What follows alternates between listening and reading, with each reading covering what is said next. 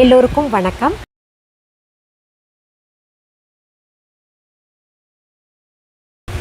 சிலர் கமெண்ட் பாக்ஸில் தொடர்ந்து கேட்டுக்கிட்டு இருக்கீங்க, நாங்கள் எந்த கிழமைகளில் கீரை வீட்டில் சமைச்சு சாப்பிடக்கூடாது அதை சொல்லுங்க அப்படின்றீங்க.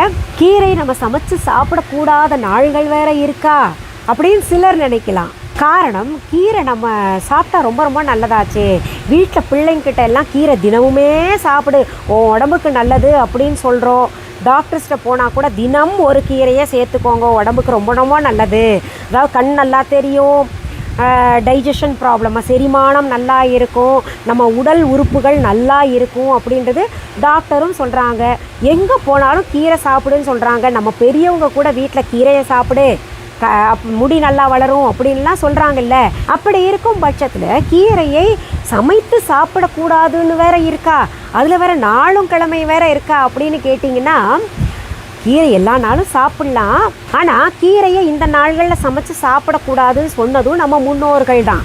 என்னடா இது, கீரையை சாப்பிடுன்னு ஒரு பக்கம் சொல்கிறாங்க, சில நாள்களில் சமைச்சு சாப்பிடக்கூடாதுன்னு சொல்கிறாங்க, ஒரே குழப்பமாக இருக்கே அப்படின்னு சொல்லிட்டு தான் சிலர் கமெண்ட்ஸில் கேட்டிருக்கீங்க. நம்ம பெரியவங்க சொல்லியிருக்காங்கன்னா எதையும் நம்ம கொஞ்சம் ஆராய்ந்து பார்க்கணும். அவங்க பொதுவாக கீரையை இந்த நாள்களில் சமைச்சு சாப்பிடாதீங்க அப்படின்னு 2 நாளாக சொல்லியிருப்பாங்க.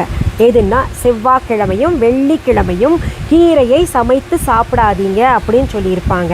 அது ஏன் செவ்வாய்க்கிழமையிலையும் வெள்ளிக்கிழமையிலையும் கீரை சமைத்து சாப்பிடக்கூடாது அப்படின்னு சொல்லியிருக்காங்கன்னு நம்ம கொஞ்சம் ஆய்வு செய்தோமே ஆனால் நமக்கு விஞ்ஞான காரணங்கள் நிறைய புலப்படும். இந்த செவ்வாய்க்கிழமையிலையும் வெள்ளிக்கிழமையிலும் நாம் எண்ணெய் தேய்த்து குளிப்போம். அதுவும் குறிப்பாக பெண்கள் எண்ணெய் தேய்த்து குளிப்பாங்க. தினமுமே எண்ணெய் தேய்ச்சி யாருமே குளிக்க மாட்டாங்க இல்லையா. வாரத்தில் 2 நாளாவது எண்ணெய் தேய்ச்சி குளிக்கணும், இல்லாட்டி 1 நாளாவது எண்ணெய் தேய்ச்சி குளிக்கணும். அப்படி எண்ணெய் தேய்ச்சி குளிக்கணும்னா நம்ம பெரியவங்க சொல்லியிருக்காங்க, செவ்வாய் இல்லாட்டி வெள்ளிக்கிழமை எண்ணெய் தேய்ச்சி குளிங்கன்னு. ஏன் அந்த செவ்வாய் வெள்ளிக்கிழமை எண்ணெய் தேய்ச்சி குளிக்கணும் அப்படின்றதுக்காக பதிவு கூட நான் போட்டிருக்கேன். செவ்வாய்க்கிழமையும் வெள்ளிக்கிழமையும் பார்த்திங்கன்னா கிரகங்களை நம்ம பார்க்கணும். செவ்வாய் என்கின்ற கிரகமும் வெள்ளி என்கின்ற சுக்கிரன் கிரகம் இருக்கு இல்லையா, அதெல்லாம் ரொம்ப பவர்ஃபுல்லானது. அன்றைக்கு அந்த கிரகங்கள் ஒவ்வொரு நாளுக்கும் ஒவ்வொரு கிரகங்கள் சொல்லப்பட்டிருக்கு. அப்போது செவ்வாய்க்கிழமைக்கு உரிய செவ்வாய் கிரகத்திலிருந்தும் வெள்ளிக்கிழமையில் இருக்கக்கூடிய சுக்கிர கிரகத்திலிருந்தும் நமக்கு கதிர்வீச்சுகள் அதிகமாக இந்த பூமியை நோக்கி வரும். அப்போது என்ன பண்ணணும்னா, நம்ம தலையில் எண்ணெய் தேய்ச்சி குளிக்கணும். எதுக்கு அப்படி எண்ணெய் தேய்ச்சி குளிக்கணும்? அந்த பூமியில் விழக்கூடிய கதிர்களுக்கும் இந்த எண்ணெய் தேய்ச்சி குளிக்கிறதுக்கும் என்ன சம்பந்தம் இருக்குது அப்படின்னு பார்த்தோமே ஆனால், நம்ம எண்ணெய் தேய்ச்சி குளிக்கிற அன்னைக்கு நமக்கு நம்மை சுற்றிலும் ஒரு பாதுகாப்பு வளையம் உண்டாகும். அதாவது புகை போன்ற நம் கண்ணுக்கு தெரியாத நம்மை பாதுகாக்கின்ற ஒரு கவச்சம் உருவாகும். அப்போ என்ன ஆகும்னா, அந்த கவசம் அந்த கதிர்வீச்சுகள் ரொம்ப வீரியமான சக்தி மிகுந்த கதிர்வீச்சுகள் இந்த பூமியில் வர்றது நம்ம பெண்கள் தாங்க மாட்டோம். நமக்குரிய கவச்சம் நம்மை காப்பாற்றி விடும்ன்ற காரணத்துக்காக தான் எண்ணெய் தேய்ச்சி குளிக்கணும்னு சொல்லுவாங்க. இத்தனையும் விழாவாரியாக அவங்க சொல்லலை. எண்ணெய் தேய்ச்சி குளிக்கலைன்னா நல்லது கிடையாது, வீட்டுக்கு மகாலட்சுமி தாயார் நம்ம வீட்டுக்கு அப்போ தான் வருவாங்க அப்படின்னு சொல்லி வச்சுருப்பாங்க. அவங்களுக்கு என்ன விஞ்ஞான காரணம் தெரியாமலையா இதெல்லாம் ஏற்படுத்தியிருக்காங்க? இன்றைக்கி நம்ம பல புத்தகங்களை புரட்டி விஞ்ஞான காரணங்கள் என்னன்னு தெரிஞ்சுக்கிறோம். ஆனால் அந்த காலத்தில் அவங்க புத்தகங்கள் எதுவும் படிக்காமல் வான சாஸ்திரத்தை, ஜோதிட சாஸ்திரத்தை, இன்னும் மனையடி சாஸ்திரத்தை, வாழ்வதற்கான சாஸ்திரங்களை எல்லாம் அனுபவ ரீதியாக அறிந்து இப்படி செய்யுங்கன்னு சொல்லியிருக்காங்க. அவங்க சொன்னது போல் செவ்வாய் வெள்ளிக்கிழமையை நாம் தலைக்கு மட்டும் கிடையாது, அவங்க உடம்புக்கே எண்ணெய் தேய்த்து குளிக்கணும்னு சொல்லியிருக்காங்க. அதனால் நம் உடலில் இருக்கக்கூடிய உள்ளுறுப்புகளும் நம்ம தலையில் இருக்கக்கூடிய மூளையும் சிறப்பாக செயல்படுன்றதுக்காக அப்படி எண்ணெய் தேய்ச்சி குளிக்கணும்னு சொன்னாங்க. இதுவே ஆண்களுக்கு பார்த்திங்கன்னா சனிக்கிழமையில் எண்ணெய் தேய்ச்சி குளிக்கணும்னு சொல்லுவாங்க. ஏன்னா சனிக்கிழமையில் இருக்கக்கூடிய சனி கிரகத்திலிருந்து வரக்கூடிய கதிர்வீச்சுகள் ஆண்களுக்கு ஆகாதுன்றனால சனி நீராடு அப்படின்னு அவ்வை பாட்டியும் இன்னும் பல முன்னோர்களும் சொல்லியிருக்காங்க. இதை பற்றியெல்லாம் நான் சொல்ல ஆரம்பிச்சேன்னா ரொம்ப டீப்பாக போயிடுவேன், பதிவு ரொம்ப நீளமாக இருக்கும். அது சிலருக்கு பிடிக்குது, சிலருக்கு சுருக்கமாக முடியுங்க, சொல்ல வர விஷயத்த சொல்லிட்டு போயிட்டே இருங்க அப்படின்ற மாதிரி நினைக்கிறீங்க. தெரிஞ்சுக்கிறவங்களுக்கு நல்லது, தெரியலன்னா நட்டம் உங்களுக்கு தான் இல்லையா. அதனால தான் பார்த்தீங்கன்னா இப்போல்லாம் நான் ரொம்ப ஆராய்ச்சி பூர்வமாக எதுவுமே சொல்கிறதில்ல. நம்ம மக்களுக்கு பொறுமை இல்லை. வேண்டாத குப்பைகளை ஒரு மணி நேரம் இருந்தால் கூட அதை உட்காந்து பார்ப்பாங்க. கேளிக்கைக்குரிய விஷயங்களை பார்ப்பாங்க. ஆராய்ச்சிக்குரிய நம்ம வாழ்க்கைக்கு தேவையானவைகளெல்லாம் பார்க்கறதில்லன்னு தான் கொஞ்சம் கொஞ்சமாக நான் சுருக்கிக்கிட்டு வர்றேன். ஆனால் எனக்கு தெரியும், இது தெரிஞ்சு வச்சுருக்கேன்.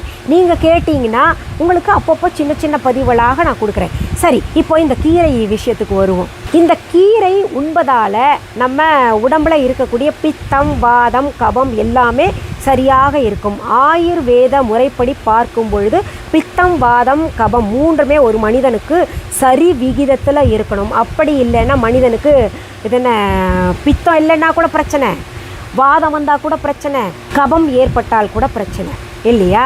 அப்போது இந்த கீரையை தினமுமே சாப்பிடுங்க அப்படின்னு சொல்கிறவங்க செவ்வாய் வெள்ளிக்கிழமைகளில் ஏன் சாப்பிடக்கூடாதுன்னு சொல்லியிருக்காங்கன்னா, எண்ணெய் தேய்ச்சி குளிக்கிறதே நமக்கு குளிர்ச்சியை தரக்கூடியது, கீரையும் நமக்கு குளிர்ச்சியை தரக்கூடியது. இந்த இரண்டும் சேர்ந்தால் இந்த கபம் சீக்கிரம் பிடிக்குது இல்லையா? ஒரு சிலருக்கு வந்து பார்த்திங்கன்னா சீக்கிரத்தில் நீர் உடம்பு, அவங்களுக்கு சீக்கிரத்தில் சளி பிடிக்கும். அப்படி இருக்கும்போது பார்த்திங்கன்னா இந்த கீரையும் எண்ணெய் தேய்ச்சி குளிக்கிறதும் ரெண்டுமே சேரும் பொழுது அவர்களுக்கு உடல் உபாதை ஏற்படுன்ற காரணத்தினால இது செவ்வாய் வெள்ளிக்கிழமையில் கீரை சாப்பிடாதீங்க அப்படின்னு நம்ம பெரியவங்க சொல்லியிருக்காங்க. அவங்க கபம் இருக்கிறவங்க சாப்பிடாதீங்க, பித்தம் இருக்கிறவங்க சாப்பிடாதீங்க, வாதம் இருக்கிறவங்க சாப்பிடாதீங்க தனித்தனியாக சொல்லலை. யாருக்கு என்ன இருக்கும்னு அவங்களுக்கு எப்படி தெரியும்? அதனால் பொத்தாம்பூதுவாக சொல்லி வச்சாங்க, செவ்வாய்க்கிழமையும் வெள்ளிக்கிழமையும் வந்து கீரையை சமைச்சு சாப்பிடாதீங்க அப்படின்னு. காரணம், அவங்களுக்கு சளி பிடிக்கும். எண்ணெய் தேய்ச்சி கட்டாயம் நம்ம சொன்னதெல்லாம் கடைபிடிப்பாங்க மக்கள். அவங்க எண்ணெய் தேய்ச்சி குளின்னா எண்ணெய் தேய்ச்சி அந்த காலத்தில் வீட்டில் பெரியவங்க இருந்து சொல்லியிருக்காங்கன்னா அது செயல்படுத்தியிருக்காங்க. எண்ணெய் தேய்ச்சி குளிச்சிருக்காங்க. அன்றைக்கி பார்த்திங்கன்னா கீரை சமைச்சு கொடுத்துருக்க மாட்டாங்க, அதையே சொல்லியிருக்காங்க. இது நம்ம சொல்லி வச்சுட்டு போவோம், பின்னாடி வரக்கூடிய சந்ததியினரும் இதை பின்பற்றுவார்கள். நமக்கு முன்னாடி வாழக்கூடியவர்கள் பின்பற்றுறாங்கல்ல, அதே மாதிரி அவங்களும் பின்பற்றுவாங்கன்னு நினச்சிட்டு அவங்க சொல்லிட்டாங்க. ஆனால் நம்ம இப்போ பெரியவங்க சொன்னதெல்லாம் ரொம்ப அலட்சியப்படுத்திக்கிட்டு நம் மனம் போன போக்கில் வாழ்ந்துக்கிட்டு இருக்கோம். சிலர் மட்டுமே கடைபிடிச்சிக்கிட்டு வர்றோம். அதனால தான் பொத்தாம் பொதுவாக வெள்ளிக்கிழமையும் சனிக்கிழமையும் வந்து எண்ணெய் தேய்ச்சி குளிக்கிற காரணத்தினால அந்த கிரகங்கள் ஏற்கனவே சக்தி வாய்ந்ததாக வருகிறது. அதில் இந்த கீரையும் சக்தி வாய்ந்தது, ரொம்ப பவரானது. கீரை சாப்பிட்டோன்னா உடம்புக்கு நல்லதுன்றனால தானே கீரை சாப்பிட சொல்கிறாங்க. சக்தி நமக்கு கிடைக்கும், உடலுக்கு ஆரோக்கியம் நல்லா இருக்குன்றதுக்காக. அந்த இரண்டும் சக்தி வாய்ந்தது சேர்ந்ததுன்னா நமக்கு ஏதாவது உடல் உபாதைகள் ஏற்படுத்துன்ற காரணத்துக்காக தான் செவ்வாய் வெள்ளிகளில் கீரை சமைத்து சாப்பிடாதீங்க அப்படின்னு சொல்லியிருக்காங்க. சரி, சனிக்கிழமை ஆண்கள் தலைக்கு எண்ணெய் தேய்ச்சி உடம்புக்கு எண்ணெய் தேய்ச்சி குளிக்கிறாங்க, அது அவங்க சாப்பிடலாமா அப்படின்னு கேட்டிங்கன்னா சனிக்கிழமை சாப்பிடாதேன்னு சொல்லலை. ஏன்னா ஆண்கள் கொஞ்சம் கடினமானவர்கள், அவர்களுடைய உடல் ஆரோக்கியம் கொஞ்சம் வலுவாக இருக்கும். இன்னொன்று, பெண்கள் வந்து பிள்ளையை பெற்றுக்கொள்ளணும், இன்னும் நிறைய விஷயங்கள் இருக்குது. நமக்கு மாதவிடாய் எல்லாம் ஏற்படுது இல்லையா, அதற்கெல்லாம் ஒவ்வாதுன்றதுனால சொல்லியிருக்காங்க. ஆனால் ஆண்களுக்கு அப்படி கிடையாது. அந்த சனிக்கிழமை சாப்பிடக்கூடாதுன்னு சொல்லலை. அதனால் சனிக்கிழமை தாராளமாக கீரை சமைத்து சாப்பிடலாம். இன்னொன்று, சனிக்கிழமை சனி கிரகத்திலிருந்து வரக்கூடிய கதிர்கள் வேறு, இந்த செவ்வாய் வெள்ளியில் வரக்கூடிய கதிர்கள் வேறு. அதனால் அதையும் இதையும் போட்டு குழப்பிக்காதீங்க. சனிக்கிழமைகளில் நீங்கள் கீரை சமைத்து சாப்பிடலாம். செவ்வாய் வெள்ளி கீரை சாப்பிடக்கூடாது என்று சொன்னதற்கு காரணம் இதுதான். இப்போ புரிஞ்சிருக்கும். இல்லை, நாங்கள் திடகாத்திரமான உடல் கொண்டவர்கள், எங்களுக்கு சளியெல்லாம் பிடிக்காது, நாங்கள் சமைச்சு சாப்பிட்லாமா அப்படின்னு நினைக்கிறவங்களுக்கு சொல்கிறேன், தாராளமாக. இத்தனை நாள் வரைக்கும் உங்களுக்கு சமைச்சு சாப்பிட்டு ஒன்றும் ஆகலைன்னா நீங்கள் சாப்பிடலாம். இல்லை, எங்களுக்கு சீக்கிரத்தில் சளி பிடிக்கும் அதனால் வேண்டாம் அப்படின்னு நினைக்கிறவங்க விட்டுடலாம். இப்போது இந்த சளி பிடிக்கிறதுக்கு காரணமே நம்ம நிறைய பேர் என்ன நினச்சிக்கிட்டு இருக்கோம்னா, இந்த வெளியில் வர்ற காற்றுனால, அப்புறம் வந்து பச்சை தண்ணியில் குளிக்கிறதுனால, இல்லை ஏற்கனவே சளி நமக்கு இருக்கிறதுனால சீக்கிரத்தில் சளி பிடிக்குது, இல்லை இன்ஃபெக்ஷன்னால், டஸ்ட் அலர்ஜினால், இப்படி பல காரணங்கள் தெரிஞ்சு வச்சுருக்கோம். ஆனால் இது போன்ற சின்ன சின்ன காரணங்களை நம்ம ஆய்ந்து பார்க்கறது கிடையாது. இந்த கீரையினால் கூட நமக்கு ஜலதோஷம் ஏற்படும். என்னைக்கு எண்ணெய் தேய்ச்சி குளிக்கிற அன்னைக்கு அப்படின்றத ஒரு சின்ன விஷயமாக அடிக்கடி சளி பிடிக்கிறவங்க சேர்த்துக்கோங்க. அதை மனதில் வைத்து கொண்டு இனிமேல் தலைக்கு எண்ணெய் தேய்ச்சி குளிக்கிற அன்னைக்கு நீங்கள் இந்த கீரையை சாப்பிடுவது தவிர்க்கலாம்.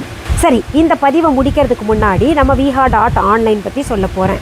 இல்லை, எங்களுக்கு விஷயம் போதுங்க, viha.online பற்றி எங்களுக்கு ஏற்கனவே தெரியும்னு நினைக்கிறவங்க இதோட நிறுத்திட்டு அப்படியே போயிருங்க. இல்லை, நாங்கள் தெரிஞ்சுக்கணும் விரும்புகிறோம் அப்படின்னு நினைக்கிறவங்க viha.online என்னன்னு முதல்ல சொல்லிடுறேன். புதிதாக வரக்கூடியவர்கள் நிறைய பேர் இருக்கீங்க, பார்வையாளர்கள். அதனால் கூகுளுக்கு போங்க, www.vihaviha.online. தம்ப்நெயிலே ஸ்பெல்லிங் கொடுத்துருப்போம், டிஸ்கிரிப்ஷன் பாக்ஸ்லேயும் கொடுத்துருப்போம். இப்படி நீங்கள் ஸ்பெல்லிங் டெக்ஸ்ட் பண்ணிட்டீங்கன்னா என்னுடைய ஆன்லைன் ஷாப் வெப்சைட் ஓப்பன் ஆகும். அதில் மிஸ்ஸஸ் அனிதா குப்புசாமிஸ் viha.online இருக்கும். அதுலேயே கஸ்டமர் கேர் நம்பர் இருக்கும், எல்லா டீட்டெயில்ஸும் இருக்கும், நிறைய பொருள்கள் இருக்குது. பார்க்கணுன்னா பார்த்துக்கோங்க. இதில் சில கஸ்டமர்ஸ் என்ன சொல்கிறீங்க, எங்கள் ஊரில் கடையை தரங்க அப்படின்னு. அதற்கு நேரம் காலம் வரட்டும், கட்டாயம் நான் யோசித்து செயல்படுறேன். வேறு எங்கேயுமே உங்களுக்கு எங்களுடைய ப்ராடக்ட்ஸ் கிடைக்காது. உங்கள் ஊர்லேயே வேறு ஏதாவது கடையில் என்னுடைய பேர் சொல்லி கொடுத்தாங்கன்னா கிடைக்காது. அது என்னுடைய பொருள்கள் கிடையாது.